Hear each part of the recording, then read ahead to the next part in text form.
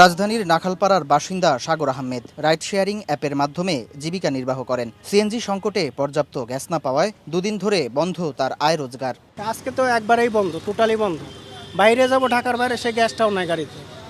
আর আমাদের অ্যাপসের উবারের গাড়ি, সকাল থেকে একটাও টিপ মারতে পারিনি, অবস্থা খুবই খারাপ। রোববার সকাল থেকেই রাজধানীর প্রতিটি সিএনজি ফিলিং স্টেশনে দেখা যায় একই চিত্র। সারি সারি যানবাহন, কেউ অপেক্ষা করছেন মধ্যরাত থেকে।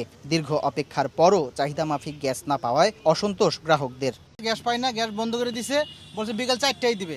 এখন আপনার পাম্প বন্ধ করে দিচ্ছে, কখন দিতে পারবে তাও ওরা জানে না। তাও আমরা পুরো গ্যাস লাগবে সেই প্রয়োজনে দাঁড়াই আছি। এমন ভোগান্তিতে বলা ভাই যে রোদে আমরা রাস্তায় দাঁড়ায় আছি, বসার মতন জায়গা নাই, খুব কষ্টে আছি।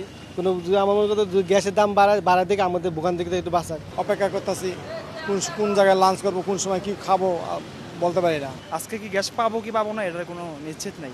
দেশ জুড়ে যে কোনো কেনাকাটায় 10,000 টাকার বেশি অফার, তাই পেমেন্ট মানেই বিকাশ।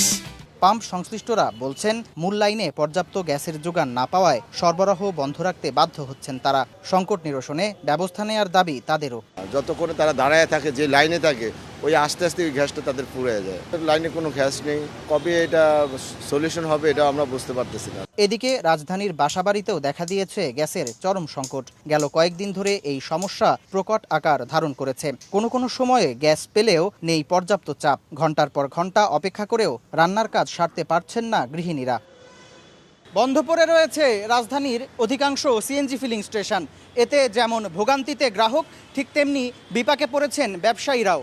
উভয় পক্ষের প্রত্যাশা, এ সংকট নিরসনে দ্রুত কার্যকর পদক্ষেপ নেবে সরকার। সামদানি প্রত্যয়, সময় সংবাদ, ঢাকা।